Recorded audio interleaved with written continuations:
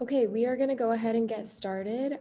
So welcome to the Anatomy of an Applicant panel. We are going to be hearing from admissions representatives from MD and DO programs through kind of a question and answer session, talking about the admissions process and what makes an applicant stand out and things like that.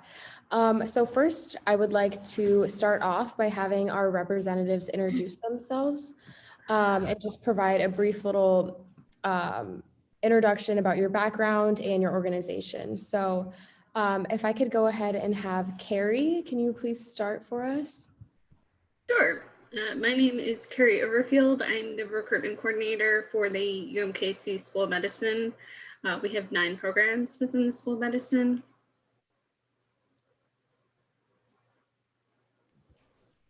All right, thank you. Andrea? Sure.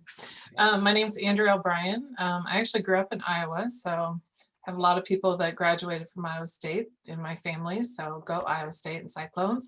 I am from Kirksville, Missouri, so from A.T. Still University, Kirksville College of Osteopathic Medicine. We do have a second campus in Mesa, Arizona, and we have a second medical school down there, which is the School of Osteopathic Medicine in Arizona. I've been in Kirksville since '97 when we moved here, but I've worked at ATSU since 2009 and spent my career in student affairs. So.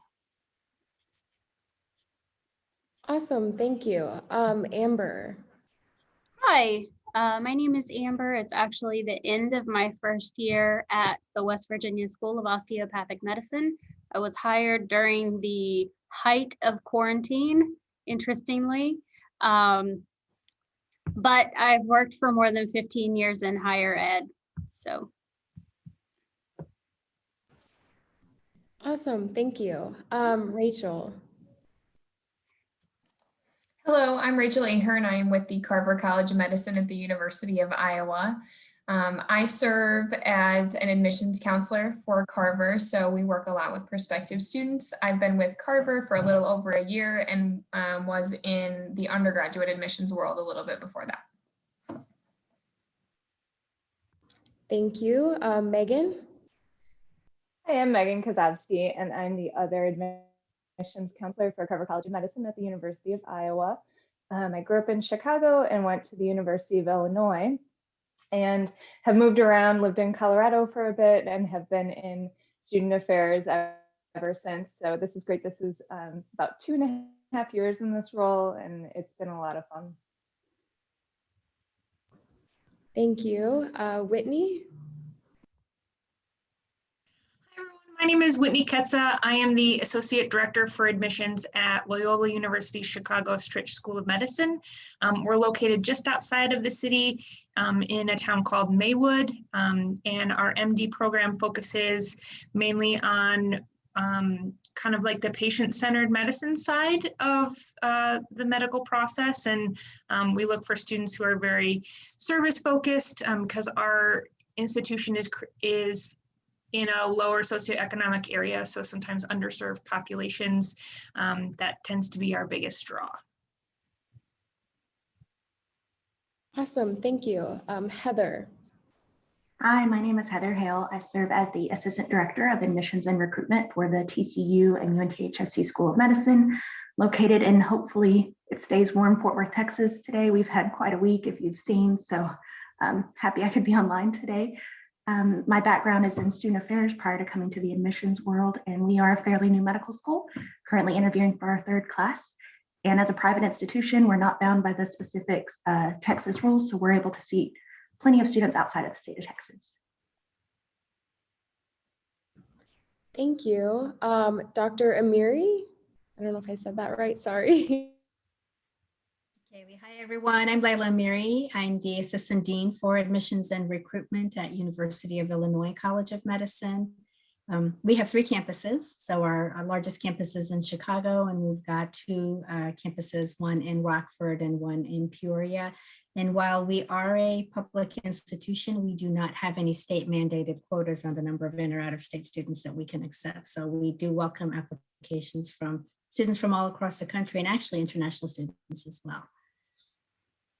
Happy to be here. Thank you. Mindy.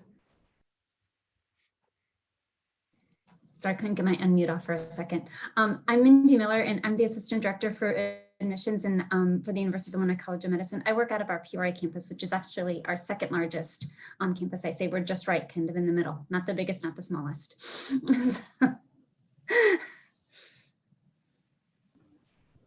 Awesome, thank you. Janie? Hi everybody, my name is Jamie Price. I am a recruiter for the Arkansas Colleges of Health Education that houses the Arkansas College of Osteopathic Medicine.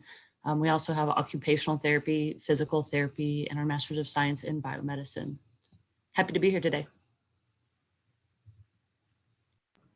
Thank you. Mike?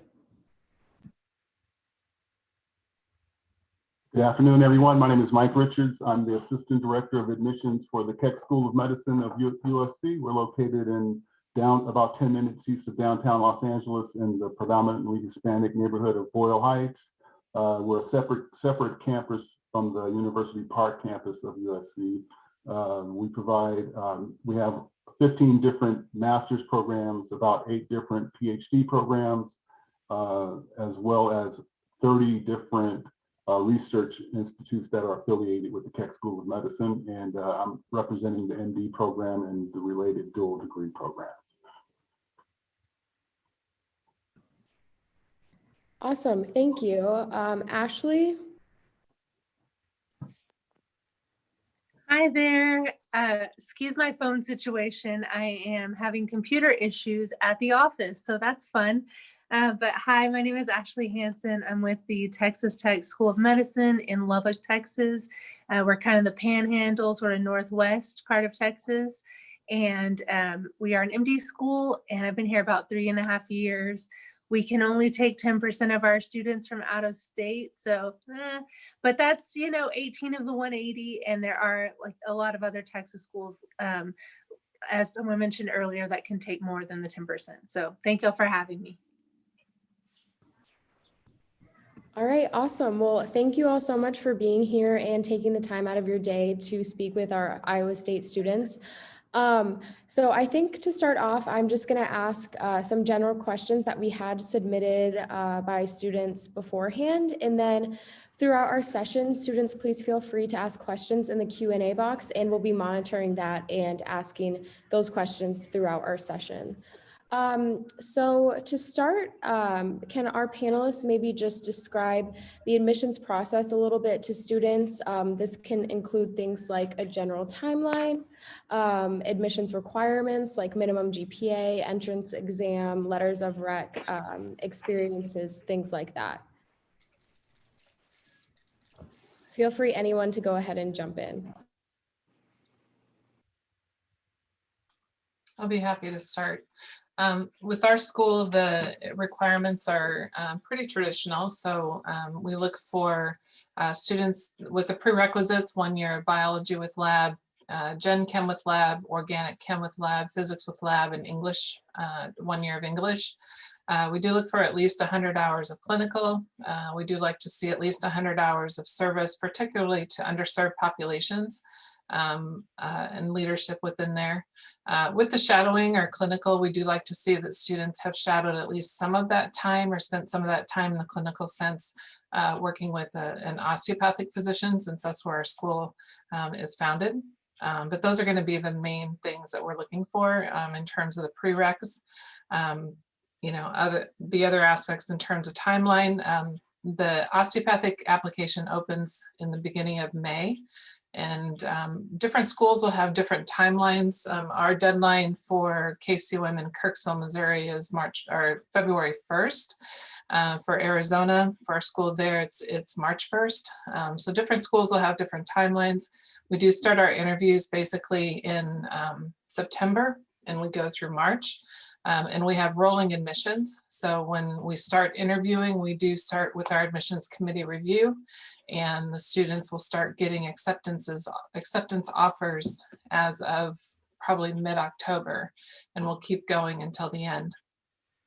We have a process at the end where when our seats get full with deposits, then we do what's called a pending seat. list. And so it's different than a wait list. Our pending seat list basically is where students who have been accepted, if we end up not having enough seats that open up through people canceling by the time our classes start in July, those seats, people on the pending seat list will be given an automatic deferral to the next year. All they have to do is put down the deposit by August 1st or October 1st. So those are probably the biggest things. Obviously leadership, strong academic, strong clinical. Those are all good things that we're looking for.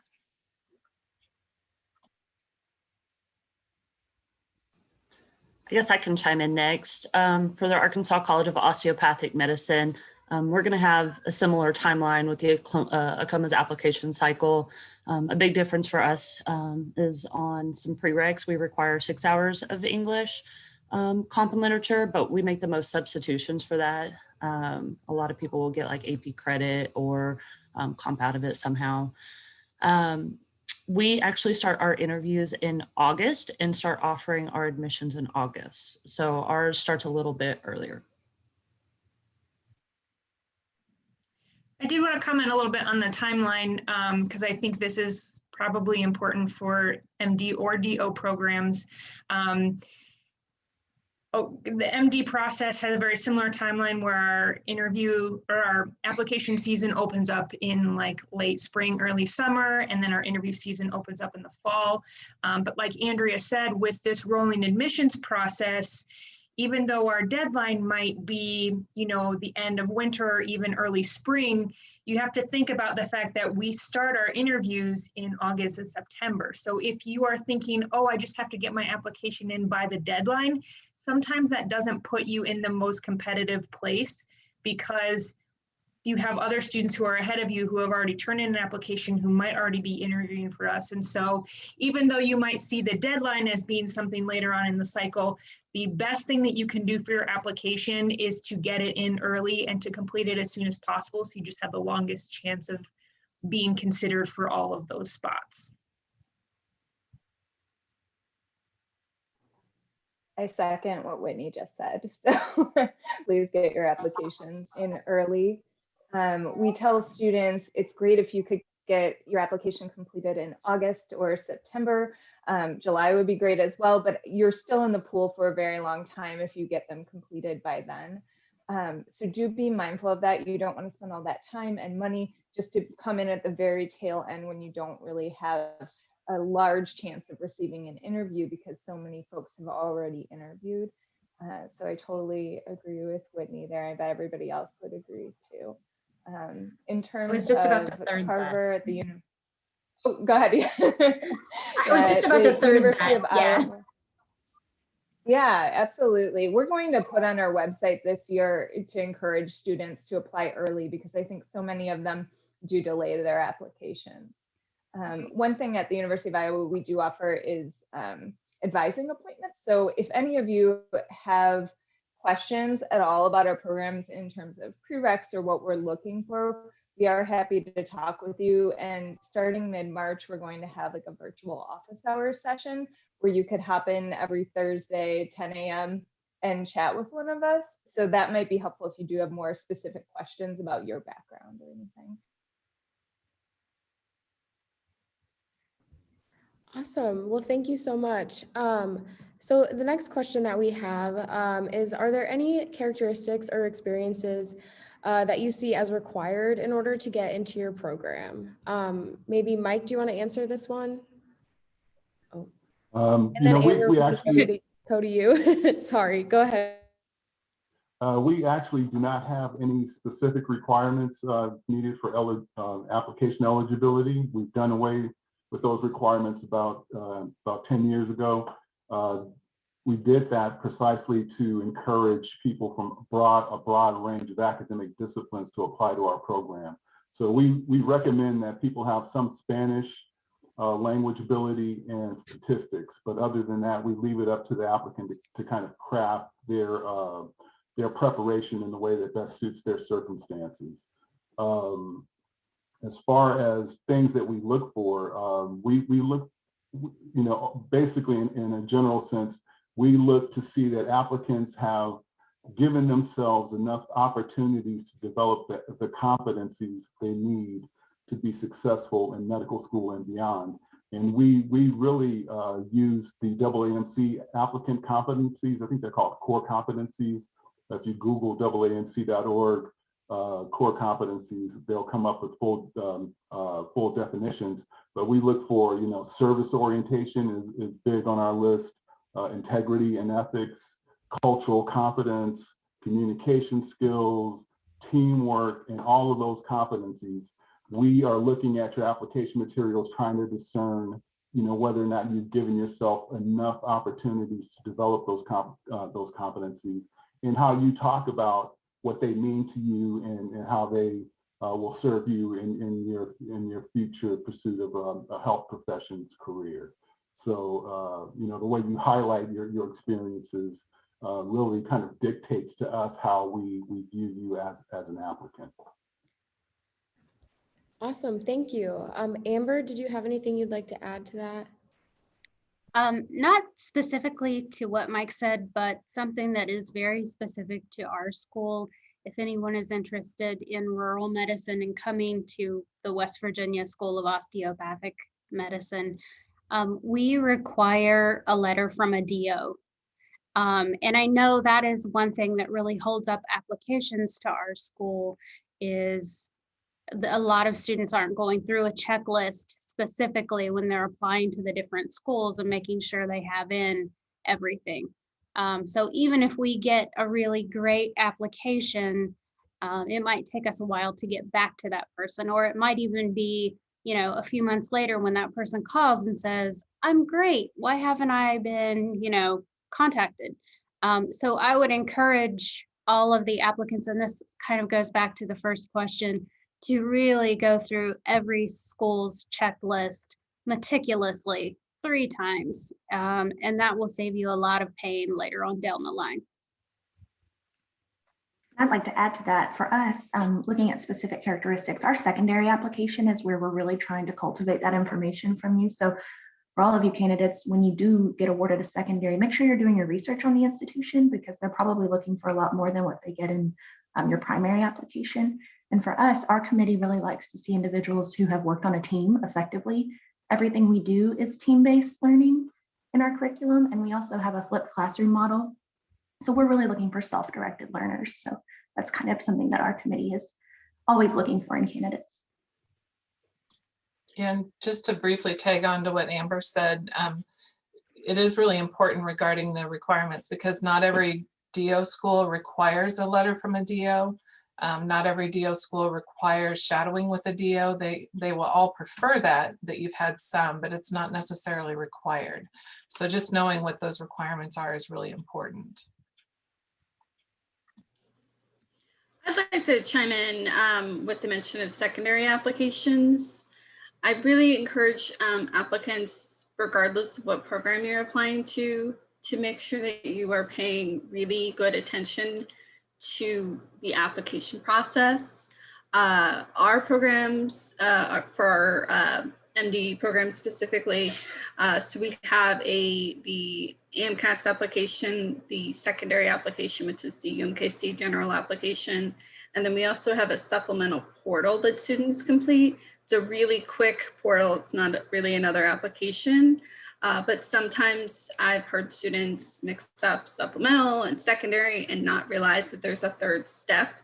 And I know it can be a lot to juggle, especially when you're, applying to multiple schools and they all have slightly different timelines. But I really encourage you to organize all of the requirements and the application timelines and materials that are due for all programs. And I'd also like to mention, our program is not rolling, but I still always, or I should say our programs are not rolling, but I still always encourage students to get their application in as soon as possible.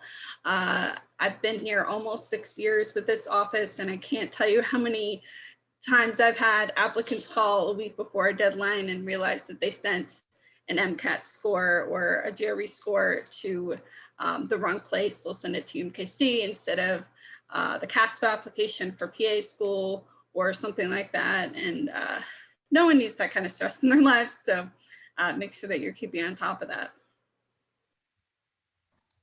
And kind of on the more qualitative side of things, and Mike, I'm going to echo some of the things that you just said. When you think about as an applicant, the experiences as you're preparing your application, we often like to talk with applicants and remind them that you should be doing activities that you genuinely enjoy and are getting meaningful experiences out of. Because when it comes time to actually fill out your application and to write out those description boxes, we want to be able to see what you took away from those activities. And if you're doing activities and gaining experiences that you enjoy, you're going to have much more depth and reflection in your answers.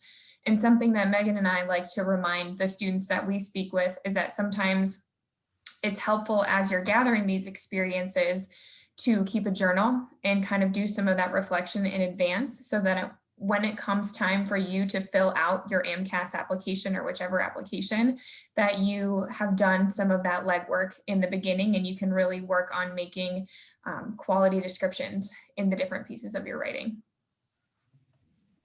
Awesome. Actually, Thank I'm you. going to tag on to Yeah, what Mindy, go ahead. I'm going to tag on to what Rachel said. We have a very we have a related process as well. And we have a very holistic view on our application process. Just as an example, speaking of research, we're a big research institution, but research is not a requirement on our application, it's added value. However, we tell students, don't put 1,000 hours into research, what is going on in healthcare, and do it so that you have an understanding of research, but you don't have to do it because you feel like you have to have it on your application. Thank you so much. So we got some questions in the chat here. What are some ways to stand out in your personal statement? Ashley, do you want to go ahead and answer this one? Sure, and thank you guys so much for dealing with my technical issues. So I'm back and in full swing. Can y'all hear me now? Perfect. Okay. So personal statements, I know they can kind of stress people out, and it's a lot of kind of weight being put into a certain part of your application, but we always just tell people, don't just restate what's already in your application. So tell us new information that we couldn't get just by looking at your activities and employment, et cetera. Definitely give us some new information. Make it strategic, make it clean, easy to follow. If you can say that you love science and love helping people without actually stating that, but by showing evidence and kind of fleshing out those experiences, that can be really helpful. But definitely don't be afraid to have a writing center look it over. Don't be afraid to get some input from people you trust, a professor, a physician. But definitely just, it should be your personal story, your campaign that you are kind of selling yourself. It's kind of the one chance you have to speak directly to your admissions committee. So it's your voice coming out.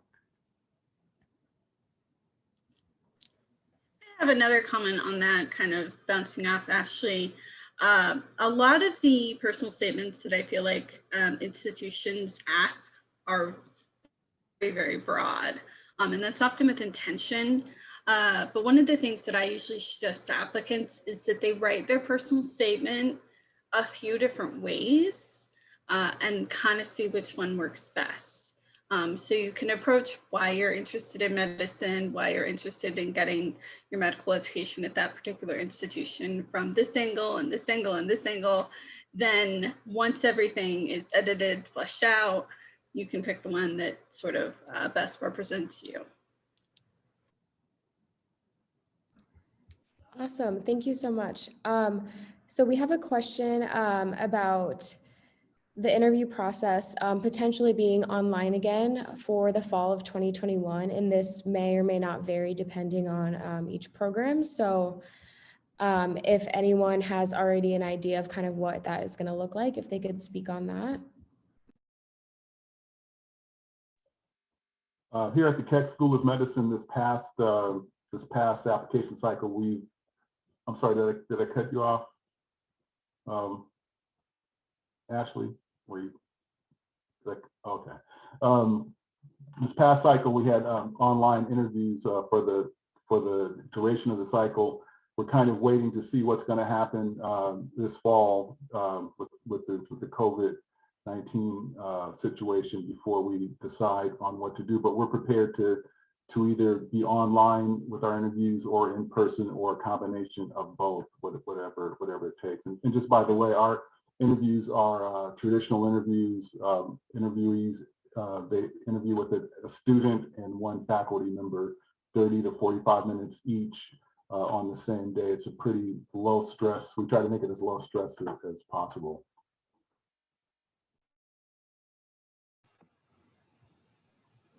Yeah, we're not sure either how the fall will be organized exactly, but we're ready for either scenario. So we will definitely keep you posted. I'd say just keep checking everybody's websites. I think as soon as decisions are made, those will go up. And the other thing is that most of us are somewhat involved, or at least on a listserv with a group called the National Association of Advisors for the Health Professions. So it's NAAHP. So students aren't a part of that. They may go to some of the fairs that they offer throughout the year.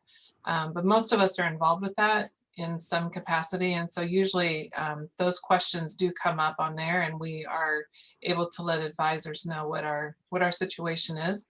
But they should be on our websites, as Megan said. We also expect it'll probably end up being a hybrid, but we don't know yet. It just really depends on what happens with the virus. So. ARCOM has actually been hosting in person and online. We've been doing hybrid throughout our whole cycle this year, and I expect that to continue for next year. Great, thank you. So another question that we got in the chat is about reapplicants. So if you have applied multiple times, are those applications considered? I would love to talk on that because we have accepted 3 applicants this cycle that this was their 3rd time applying to our school, and it's only our 3rd year. And those are the best calls to make because those are individuals who have revisited every year and seen what have I not done that I should be doing. And I think our committee really sees that, and it speaks to them to see the continuous improvement. So for us, we love to see every applicant, and I always encourage individuals after our cycle ends to reach out to me and our team, and we're happy to schedule meetings with them to kind of advise areas where they need to improve and focus on for their next application cycle. And just to tag on to that, the thing that schools are going to look for with reapplicants is that you've done something to improve your situation from year to year to year.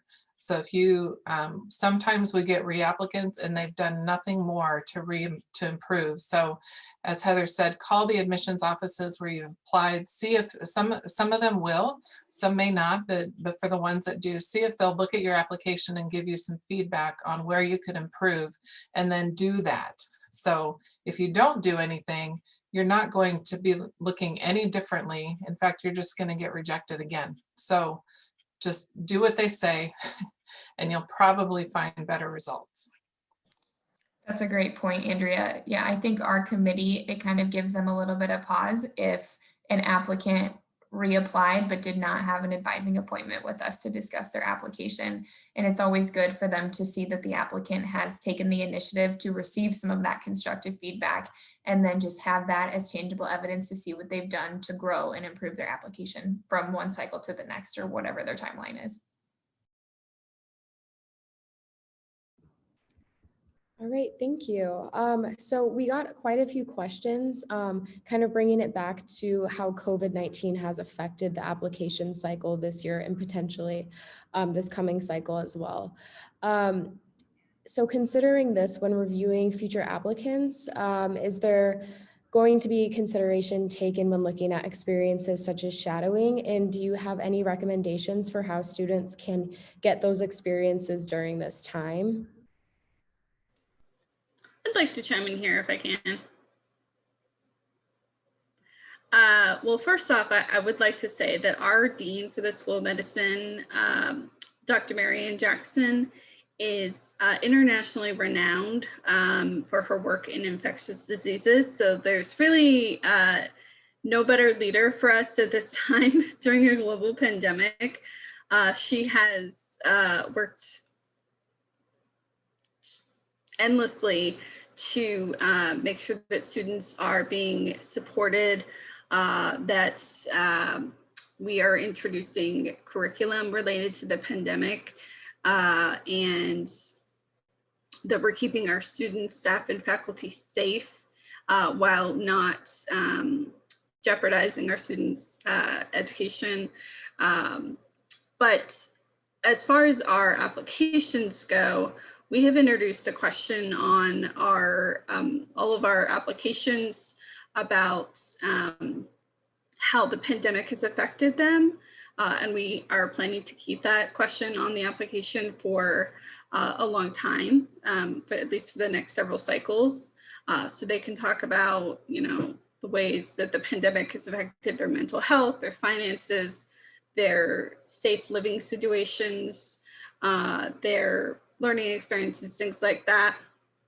As far as getting that like shadowing experience and things like that for your application, we have waived our shadowing requirements for our PA and MSA program for this next cycle. We did last cycle as well.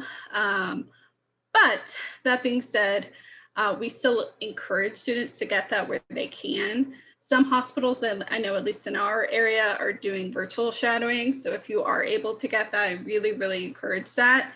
If you're not able to do that, I do recommend at least reaching out to healthcare providers, whether that be a PA if you're interested in physician assistant, or an AA if you're interested in being an anesthesiologist, not anesthesiologist, anesthesia assistant, or an MD, and meeting with them over Zoom to really dive into their profession, their medical education, those kind of things. So at least you can have an informational interview with them. It's important that you go into these careers knowing what to expect, that this career is the right fit for you. So at the very least, you should be doing informational interviews like that. So that's something I definitely encourage. So if you haven't already, I would recommend reaching out to hospitals and medical facilities. Ask to speak to the volunteer coordinator or the education department. That's usually the people that you want to talk to arrange experiences. And again, virtual shadowing, at least for our programs, is definitely accepted. I think COVID, just personally, is going to set applicants up in two different camps, right? You have the people who will use COVID as an excuse of why they can't do things, and then you'll see the people emerge who are creative and thinking outside the box. So, okay, I can't get this kind of very specific shadowing right now, but what can I do, right? Maybe that's jumping in and learning a little bit about telehealth, which is going to be probably a new thing that's going to get a lot more popular now because of this. You may not be able to go and volunteer at the food pantry, but maybe you have a neighbor who is at risk and you go and do her grocery shopping for her once a week, right? So there's ways to get around some of those limitations. And I think those students that are able to kind of work through the adversity of COVID and thinking about ways to get creative with their experiences, even though they might not be the traditional ones, those are the students that are going to stand out in our process, right? Those are the ones that we're going to be like, yeah, this person is a problem solver. Like, they're not just going to lay down to whatever's happening in the world and say, oh, well, I couldn't do this because of X, Y, and Z. You're going to think about ways to continue to serve your community and serve others, even in weird times like COVID.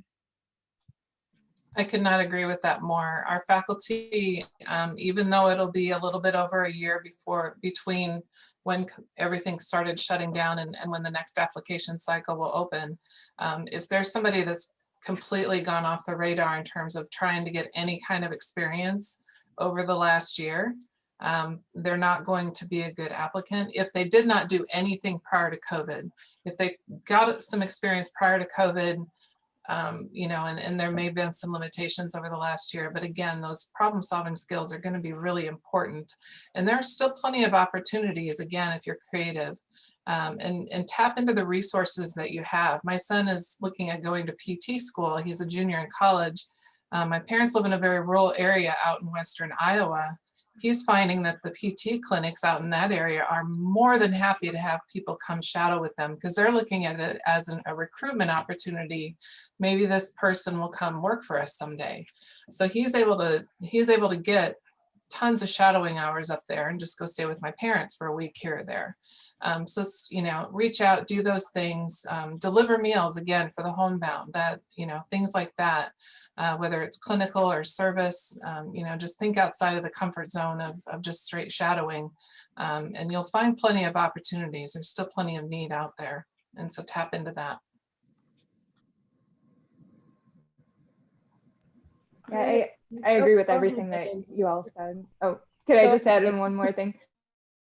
Something we tell our applicants is that we say when we look at an application, we want to know how you spent your time. So just account for your time, give us the picture. And if that picture is you had to work 20 hours a week or 30 hours a week to help your family out, we want to know that because you probably learned a lot of skills. Tell us about that experience, but it helps us understand what your time looked like. We want to know that you're giving back to the community in some way. So show us that. And like everybody's saying here, it's okay to be creative. That's great. We're actually looking for that. And then the third piece is just how do you know that medicine is right for you? So what have you done to explore? And like was mentioned here, it might be informational interviews or virtual shadowing or something else, but helping us understand that you're not just saying, oh, in theory, I want to be a physician. That sounds great. But you've actually gone out and done the research and you know this is a good match for you. Yeah, thank you so much. So our next question is, what is the most common mistake that you see with medical school applicants? Amber, do you want to go ahead and answer this one?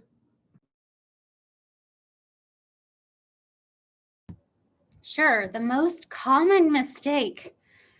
That's I would say in my personal experience, which is very small, you guys, I was an English teacher for many, many, many, many years before I became an admissions counselor. And probably my number one, I wouldn't say it's a mistake, but it's a pet peeve where the personal statements are just very similar. They're not really thought about enough. They're not really explaining. And another thing with the COVID situation as well is you can really use that personal statement to explain what you've been doing, to explain a lot of things. And it just seems like it's not being used to its full potential like it really should be. I would say that is probably the number one mistake. And I'm sorry, it was a very circular path back to the question, right? But I would say absolutely make sure someone is looking at that, make sure 5 people are looking at that, and make sure it doesn't sound like your buddy's personal statement who's also applying to medical school. Because if it sounds like your friends, it's also going to sound like 1,000 more people applying. Also, please use the correct version. It's in there. You have a bachelor's degree or will have a bachelor's degree soon. As somebody who also has a background in English, don't do that. I see it a little too often, not often, but a little too often. I actually have one that's really important. If you're going to say how excited you are to be at that school, make sure you quote the right school. I've seen applications, not necessarily to medical school, where they were so excited and talked to the entire paragraph about being at XYZ school. And at the end said, I can't wait to be on ABC campus. And that in and itself will make an admissions person very, very upset.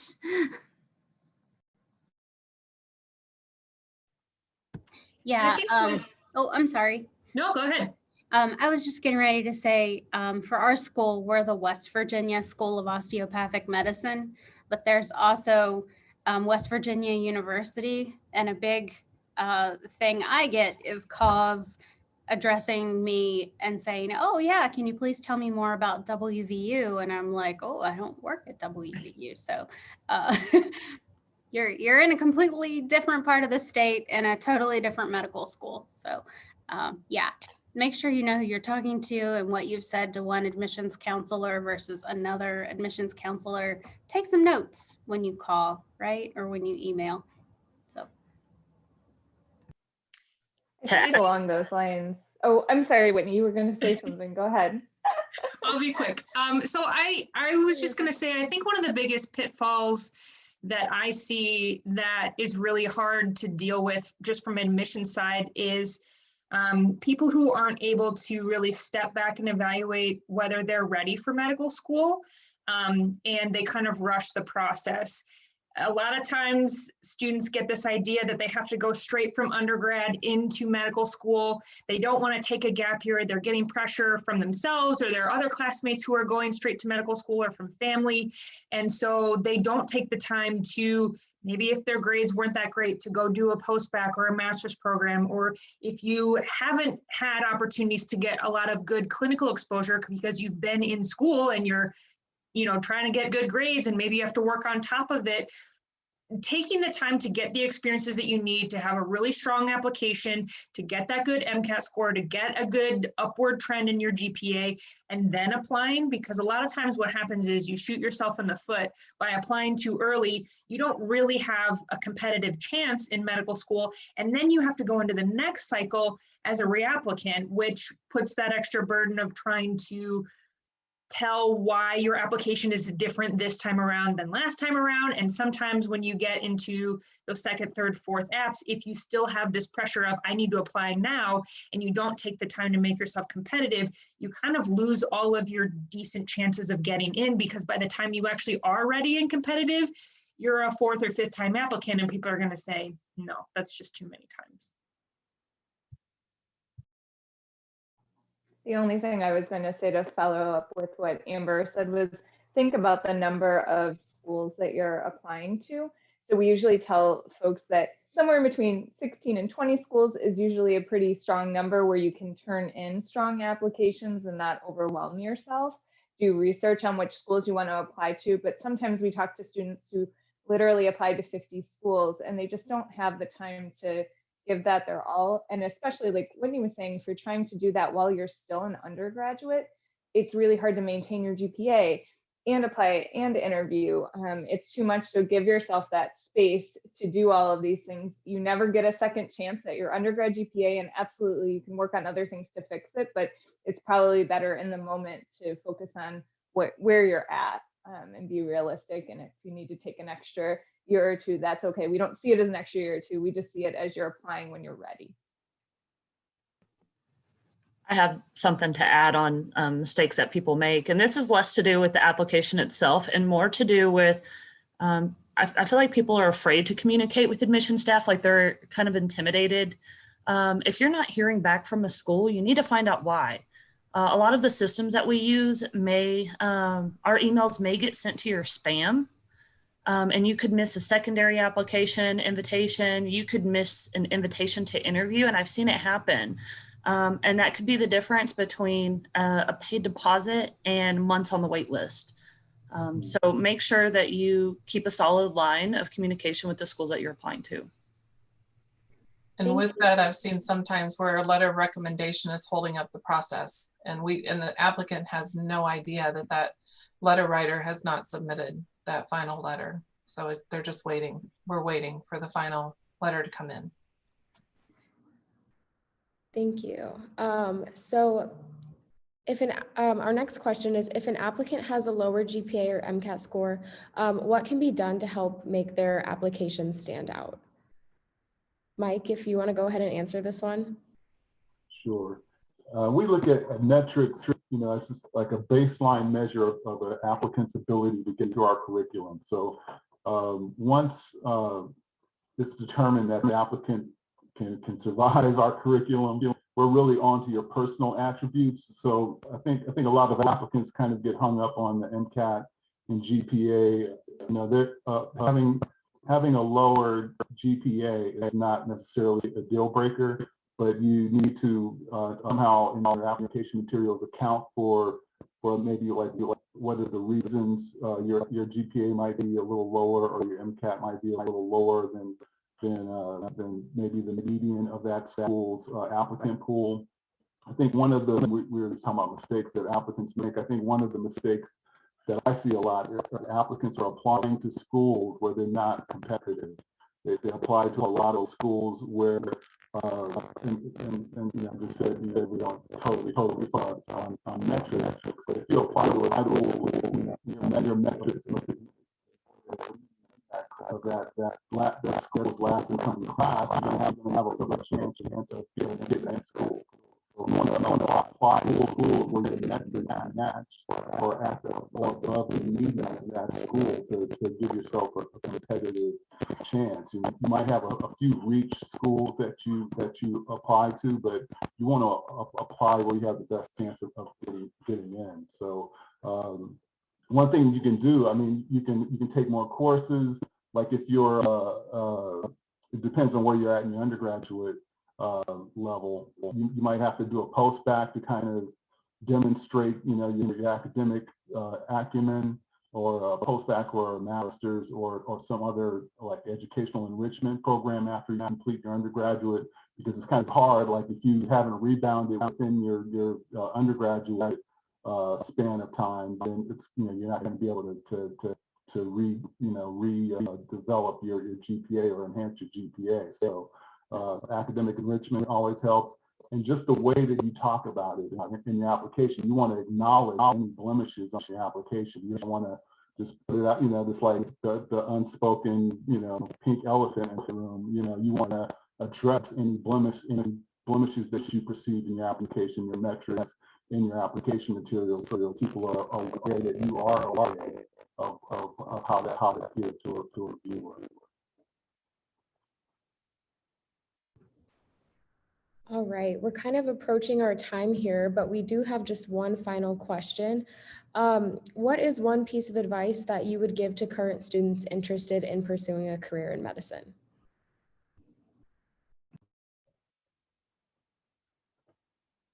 I always tell individuals that I interact with, I'm so sorry. Applying to medicine or to medical school is a full-time job. And so utilize your resources, whether that be your pre-health office, and do not hesitate to reach out to us that work in admissions. This is our job. I would love for you to come to Fort Worth and be a medical student with us, but mainly I want you to be a physician if that's your dream. So reach out to us, start building a relationship. I know now it's a lot easier because we are in the virtual world. So there are opportunities for more, you know, you can visit multiple states admission events online, and you can have Zoom sessions and phone calls. So don't hesitate to do that, and reach out a lot if you still have questions. I like to talk to applicants throughout their whole timeline. So they may reach out to me, you know, a year before they apply, and then 3 months, and then when they're about to submit their application. So just use your resources and contact people, because we're here to help you.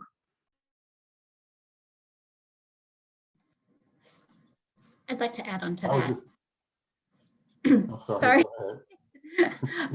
It's a journey. I like to say it's a marathon, not a sprint. So plan appropriately. Don't do any part of it until you're ready. Don't take your MCAT, until you feel that you're prepared. Don't start submitting the application until you feel like you have the experiences and the background that you want to bring to that medical journey that you're about to begin. The application process is just the beginning of that journey. So be prepared for a long journey.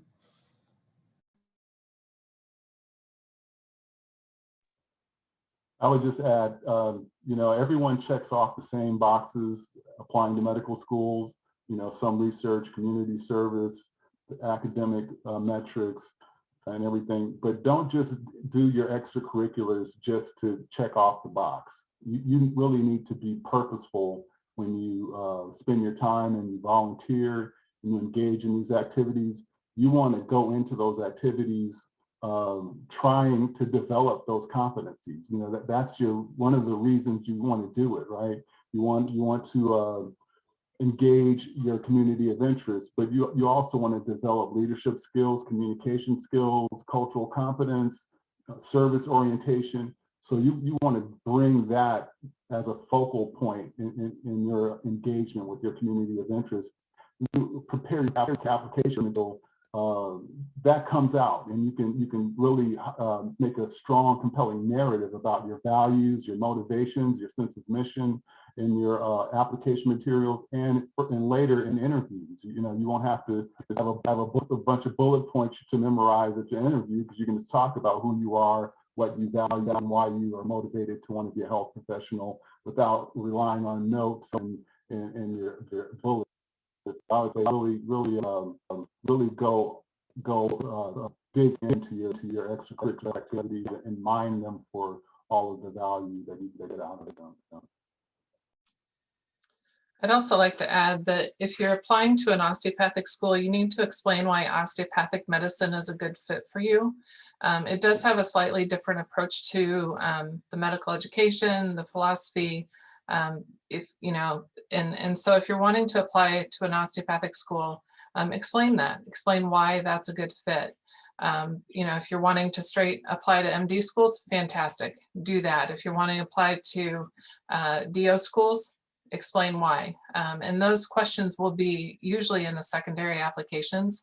I'm not sure if this has been covered somewhere in the conference yet, but for students that are applying to MD schools, they'll do a primary application to AMCAS. And if they're going to osteopathic schools, then they'll fill out their primary application to a COMAS.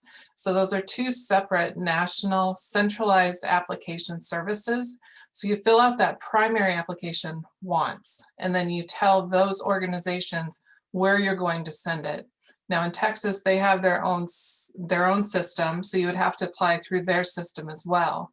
But those are the three services that you would look at if you're applying to medical school, and then you designate where you're going to send your application. And then most medical schools will have a secondary application, as UMKC person had said, Carrie had said, that is specific to their school. And that's where, kind of tagging on with what Mike was talking about, that's where you really hone in on why that school is a good fit for you. And as Heather said, and Ashley or others have said, make sure you change the name of the school if you use anything in those statements that is similar to each other. So don't just copy and paste, because you may make mistakes. So just, I'm not sure if that had been hit. I saw that was one of the questions in the Q&A that hadn't been answered. So I want to make sure that that was brought in. Awesome. Thank you so much. So we're approaching the end of our time here, but I would like to thank all of our panelists for taking the time out of your day to be here and talk to Iowa State students interested in a career in medicine. We appreciate all of your thoughtful responses. To our students, I know that some of our schools are hosting individual breakout sessions after this. You can refer back to our website for links to those if you have some more individualized questions that you'd like to ask. But I am going to be ending our session here, and thank you all so much for coming. We appreciate it. Thank you so much. Thank you. Bye-bye.